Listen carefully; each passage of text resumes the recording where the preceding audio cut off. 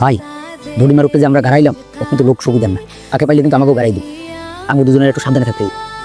যা শুনলাম তা কি সত্যি? তুমি কি শুনছো বাবা? আমি জানি না এই ছেলের সাথে তোমার সম্পর্ক কি? সম্পর্ক আছে কে বলো? বাড়ি ফিরতেছিলাম, নিজের বাড়ি দিয়ে নামাই দিছে। আমি এই ইউনিয়নে পলিটিক্স করি। আমি আশা করবো তোমার নিয়ে আমার যেন কোনো বিতর্কে জড়াইতে না হয়। তোমার কিছু জিনিস জানা দরকার। ছোটবেলায় বাবা মাকে হারানোর পর আমি একাই বড় করি। তারপর থেকে বলতে পারো আমার বন্ধু বান্ধবদের সাথে বড় হয়েছি, ওদের সাথে খেয়েছি, ওদের সাথে খেলেছি, সব কিছুই ওদের সাথে। ওরা কখনো আমাকে একা থাকতে দেয়নি। ওরা ছাড়া এই দুনিয়াতে আমার আপন কেউ নেই। কে বলেছে তোমার আপন কেউ নেই? আমি তো আছি। আমি বুঝলাম না।